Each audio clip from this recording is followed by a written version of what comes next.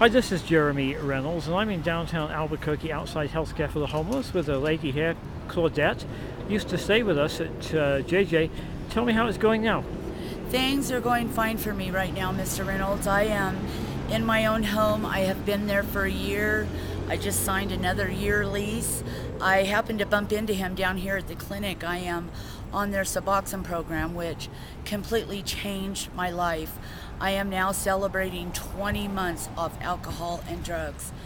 And what a little piece of what I can tell you is I was at Joy Junction and I was hell on wheels. I was not a nice person, and I got my home in Berlin, and I relapsed very, very badly, and I told myself that I am going back to Egypt. That's what God said. I went back to Joy Junction. I got my life together. I got this program, and I haven't turned back since. We're so proud of you. Tell me what your stay at JJ meant to you at that particular time in your life. That was my home. That was my home. That was my family. That was my comfort. That was my safety. I needed that, and I almost ruined that. But I completely love everything that JJ stands for. They took me in, they fed me, they clothed me, I showered, and I have nothing bad to say about that. I think right now is a blessing that I have had the opportunity to say this. I have been wanting to see Lisa. I have been wanting to see Mr. Reynolds and tell them, I am so sorry for my behavior, and I've had the opportunity to do that. And if anybody needs help, I'm telling you, JJ is the place to go. We're so happy to see you. Tell me what having a relationship with Jesus has meant to you during this time also. Oh, I couldn't have done it without him. I honestly had to turn it over to God.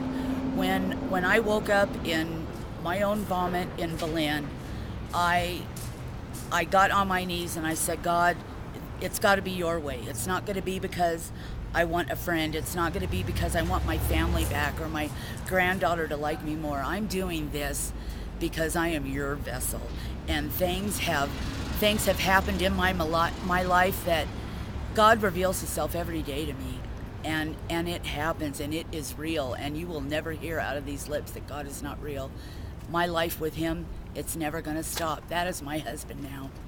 What would you say to somebody, Claudette, who's maybe thinking about going to MATS, Joy Junction, Healthcare for the Homeless, but they're in the edge or in the grip of having an issue, with alcohol and drugs? What would you say to them if they're thinking about, well, I can't do it?